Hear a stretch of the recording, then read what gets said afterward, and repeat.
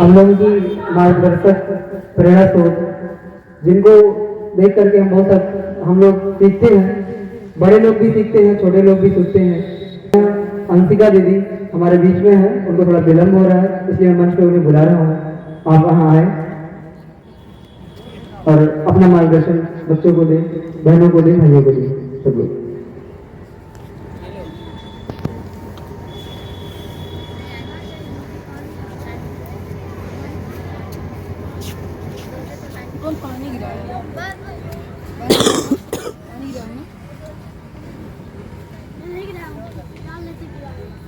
देखिए एक छोटी सी बात, जब दीदी आ रही हैं, दीदी जलपान कर रही थी, लेकिन जैसे मैंने उनका नाम लिया वो वहीं पर रख दी जलपान और पानी पी के तुरंत आ रही है। एक छोटी सी बात, ये यहाँ पे आप लोगों को पीले पीले ड्रेस में बहुत सारे लोग दिख रहे हैं ना, हमको भी दिख रहे हैं, मैं भी उसी ड्रेस में हूँ। रीजन जानने की कोशिश करेंगे, छोटा सा रीजन है, छोटा सा। अन्य रंगों को आप अगर देखेंगे बहुत कम सात्विकता आती है। वो काम जो हमारा भाषण नहीं कर पाता, जो हमारा मार्गदर्शन नहीं कर पाता, वो हमारा ये रंग कर देता है, जिसको हम पीला रंग कहते हैं। पीले रंग में जब भी हम किसी को देखते हैं, ऑटोमेटिक सात्विकता, पवित्रता आ जाती है, इसीलिए पीला ड्रेस पहनते हैं। और कोई रीजन नहीं है, ये बाबाओं का ड्रेस नहीं है, ये शुद्ध पवित्रता का ड्रेस है। तो दीदी आइए।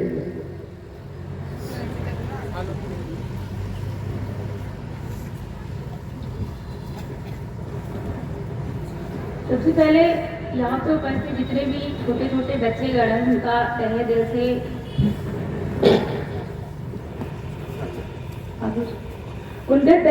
से बहुत बहुत आभार, क्योंकि आप लोगों ने अपने जीवन का जो सबसे महत्वपूर्ण चीज होता है वो होता है समय, उसको निकाल के आप यहाँ आए हैं। तो कुछ सीख के जाएंगे और आपसे भी हम लोग बहुत कुछ सीखेंगे। तो सबसे पहले कुछ भी बोलने से पहले यहाँ पे उपस्थित परम पूज्य गुरुदेव और परम वंदनीय माता जी के सूक्ष्म उपस्थिति में हम लोग एक साथ गायत्री मंत्र बोलेंगे। ओम भूर्भुवः स्वः तत्सवितुर्वरेण्यं भर्गो देवस्य धीमहि धियो यो नः प्रचोदयात्।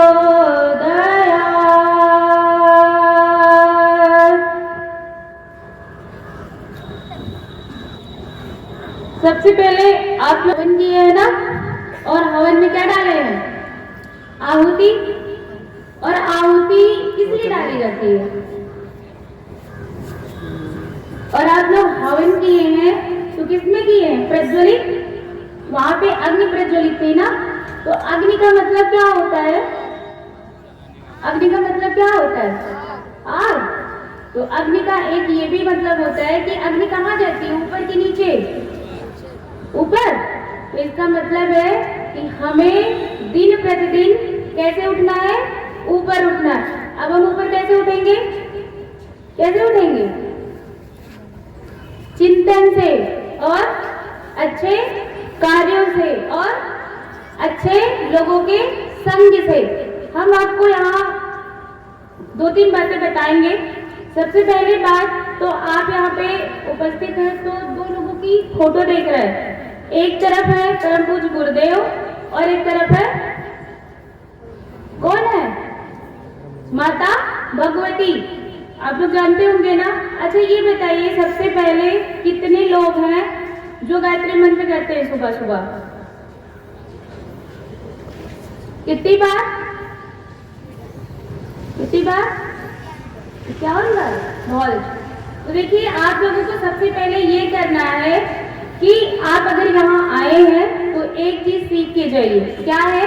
हमको सुबह उठने के बाद गायत्री मंत्र करना है, और जितने भी हमारे बड़े हैं उनको क्या करना है? प्रणाम करना है। क्यों करना है आप पहले जानिए।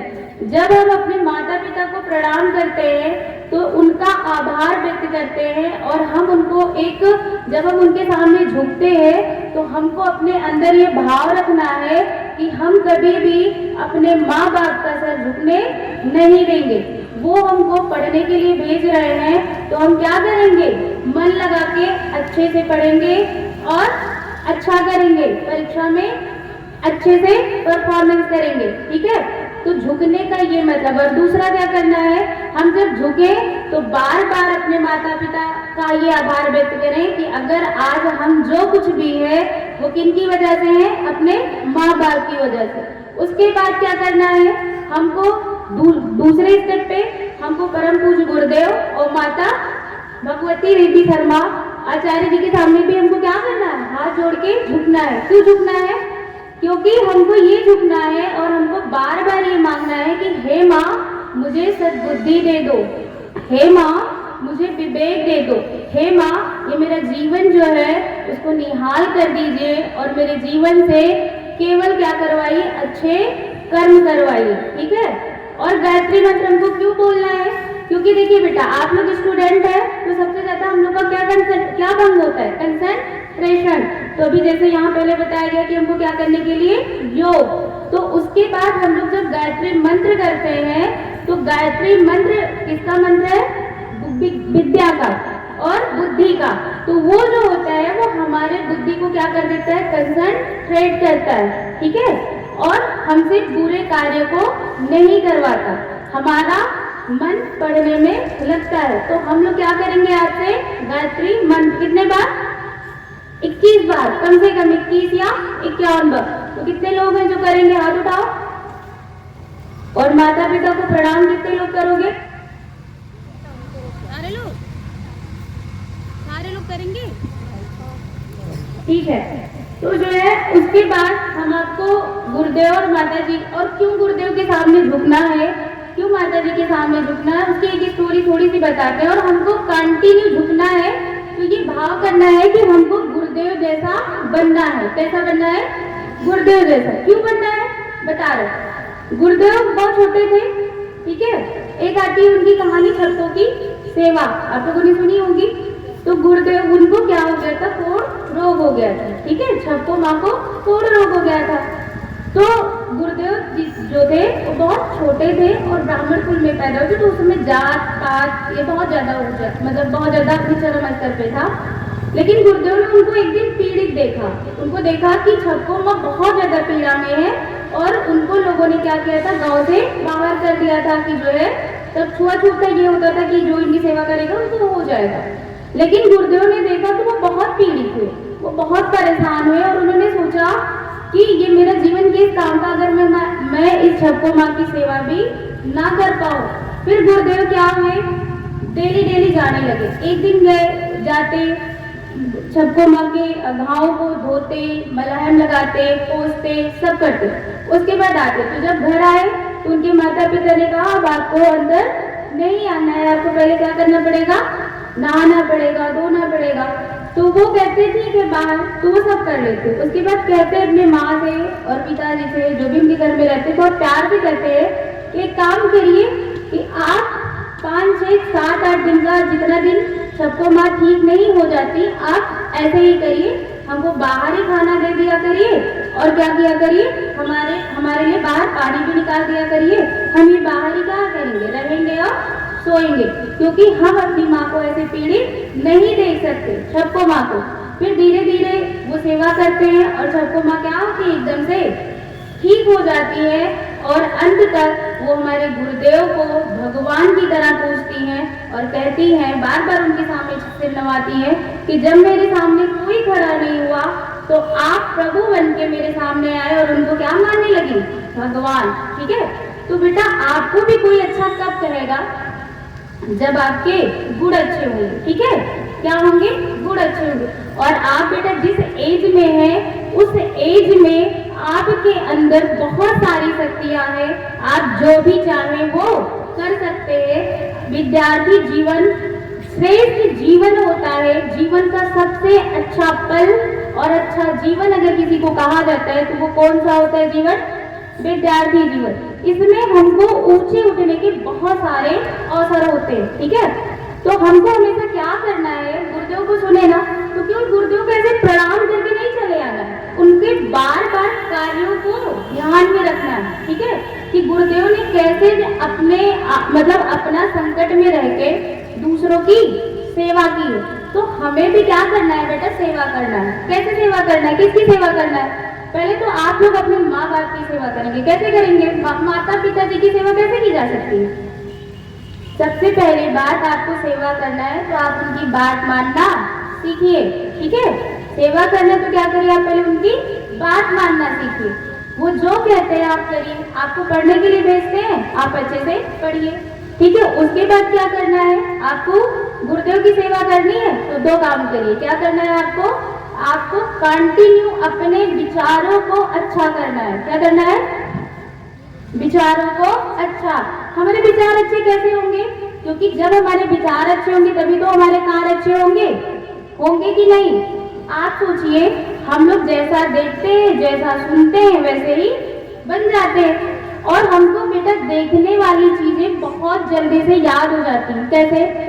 आपने देखा है, जब हम लोग पढ़ते हैं तो वो चीजें, किताबें हमको जल्दी याद नहीं होती, लेकिन जब हम लोग टीवी में कोई चीज देखते हैं, कोई मूवी देखते हैं, कोई सॉन्ग सुनते हैं, वो क्या होता है, याद हो जाता है ना। कैसे? क्योंकि हम लोगों ने देखा और कंसंट्रेट होके देखा और कंसंट्रेट होके उसको सुना। तो ऐसे ही क्या करना है, हमको अगर अच्छे काम करने हैं तो हमको क्या करना पड़ेगा, पहले अच्छी चीजों को देखना होगा और अच्छी चीजों को पढ़ना होगा। क्योंकि बेटा हमारे दिमाग में, मस्तिष्क में चीजें कैसे आती हैं? जो हम पढ़ते हैं, जो हम देखते हैं, जो हम सोचते हैं। तो हमको सबसे पहले अच्छा देखना है, अच्छा सोचना है, अच्छा पढ़ना है और अच्छा ही बोलना है और प्लस में अच्छा ही करना है। अब बात आती है, हम अच्छा पढ़ेंगे कहाँ से? गुरुदेव के साहित्य लगे है ना, आप लीजिए और थोड़ा थोड़ा करके पढ़िए। ज्यादा नहीं पढ़ पा रहे हैं, एक पेज पढ़िए, 2 पेज पढ़िए, 3 पेज पढ़िए। और दूसरा मंत्र लेखन, आप लोग थोड़ा थोड़ा करके आधा पेज, 1 पेज करके क्या करिए, मंत्र लेखन भी कीजिए। मंत्र लेखन से क्या होता है बेटा, हमारा कंसंट्रेशन पावर बढ़ता है और हमारे मस्तिष्क में सद्विचार आते हैं। और जब तक बेटा आपके अच्छे विचार नहीं होंगे, आप अच्छे पुस्तकों का अध्ययन नहीं कर पाओगे, ठीक है। क्यों? क्योंकि आप सोचो, आज हम यहाँ बैठे हैं ना, क्यों बैठे हैं? सफाई है कि नहीं? और गंदगी होती तो हम बैठे होते नहीं। तो सबसे पहले क्या करना है, आज हम बैठे, इसका पहले श्रेय जाता है कि यहाँ पे क्या है, सफाई है। क्या है? सफाई। तो वैसे ही सबसे पहले हमको किसकी सफाई करनी पड़ेगी, अपने मन की। क्योंकि देखो बेटा, हम लोग आते हैं ना तो स्कूल में क्या बोला जाता है कि साफ साफ कपड़े पहन के आइए, अच्छे से हेयर बना के आइए, टाई लगा के आइए, बेल्ट लगा के आइए, बोला जाता है ना। तो वैसे ही सबसे पहले हमको अपने अंदर के मन को क्या करना पड़ेगा, साफ। कैसे होगा? गायत्री मंत्र के जप से और मंत्र लेखन से, ठीक है। उसके बाद क्या करना होता है, हमको डिसिप्लिन रहना पड़ता है। स्कूल जाते हो आप लोग ना, कैसे जाते हो? ड्रेस पहन के, शूज पहन के और टाई लगा के, 2 चोटी करके ऐसे जाते हो ना, शूज सॉक्स सब पहन के जाते हो। इसका मतलब कैसे जा रहे हो आप, अनुशासित होके। सर में मारते होंगे तो क्लास में क्या करते होगे, पहले खड़े होते होगे, विश करते होगे, गुड मॉर्निंग, गुड इवनिंग ना, यही सब तो करते हो। इसका मतलब आप क्या हो, अनुशासित हो। तो आपको जब अपने मन की भी सफाई करनी होगी, आपको कुछ अच्छा बनना होगा, तो सबसे पहले आपको अपने आप को क्या करना होगा, अनुशासित। इसलिए अनुशासित कि अब ये मेरा पढ़ने का टाइम है तो हम इसमें पढ़ेंगे, ये हमारा खेलने का टाइम है तो इसमें हम खेलेंगे, ये हमारे मंत्र लेखन का टाइम है तो हमको मंत्र लेखन करना है, आलस्य नहीं करना, ठीक है। तो आप लोग क्या क्या करोगे कल से? क्योंकि आप आए तो बेटा आप ऐसे चले जाओ, ये तो अच्छी बात नहीं है ना, आप बदल के जाओगे। क्योंकि आप लोग बहुत अच्छे और बहुत सौभाग्यशाली हो कि आप यहाँ पे आ गए। आयो, अच्छा लगा कि नहीं? हवन दिए, अच्छा लगा? अच्छा लगा ना? तो आप लोग क्या करके जाइए, अच्छे बच्चे बन के जाइए कि जब कोई आपको देखे, आपकी मम्मी देखे तो क्या कहे कि मेरा बेटा वहाँ हवन में गया था और वो बदल के अपने आप को चला आया। ये तो मेरी बच्ची ही नहीं रही, पहले मैं कुछ कहती थी तो क्या करती थी, ये गुस्सा हो जाती थी। अब तो प्यार से मम्मी मम्मी कहती है, सब काम कर लेती है। हम बीमार हो जाते तो पहले पानी भी नहीं देती थी, अब क्या करती है वो, आके हमको पानी भी देती है और खाना भी दे देती है, ठीक है। तो आप लोग अच्छे बनोगे ना? हाथ उठाओ, कितने लोग अच्छे बनेंगे? कितने लोग डेली गायत्री मंत्र का जप करेंगे? कितने लोग मंत्र लेखन करेंगे? और कितने लोग सबसे बड़ी बात अपने मम्मी पापा का और बड़ों को पैर छू के प्रणाम करेंगे? कैसे करना है? और पैर कहाँ छुएंगे? चरण स्पर्श, ठीक है। और क्या करना आप अपनी मम्मी से, जब आप हाथ नीचे कर लो, जब आप पैर छूना बेटा तो मम्मी से क्या करना कि हे मम्मी, अपना जो आंचल है ना, आंचल साड़ी पहनती होंगी मम्मी, दुपट्टा रखती होंगी, उसको कहना कि मम्मी ये मेरे कहाँ रख दो? सिर पे। क्यों? क्योंकि बेटा जो आपकी मम्मी के हाथों में जब वो आंचल रखती है तो दुआएं निकलती है। और आप अपनी मम्मी से हमेशा कहना कि मम्मी मुझे दुआ दीजिए और कि मैं बहुत अच्छा काम करूं, मैं अच्छे से पढ़ूं, मैं अच्छा काम करूं, मैं अच्छे इंसान बनूं।